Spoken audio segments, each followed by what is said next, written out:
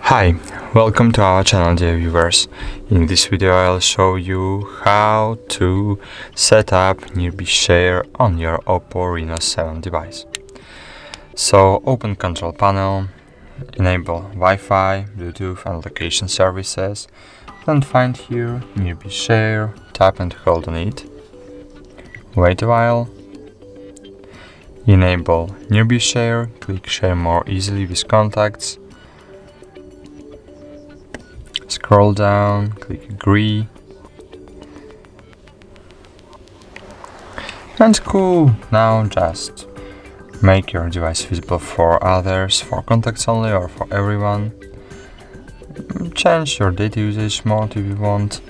And cool, that's all. Now we can send and receive data. For example, I want to send this image from my OnePlus to my OPPO Reno 7, and to do it I just by clicking on Share by Share It and clicking Hard Device, and by clicking Accept on my OPPO Reno 7 I have this image in my OPPO Reno 7. So that's all. Thank you for watching. Like this video, subscribe to our channel, and bye. See you.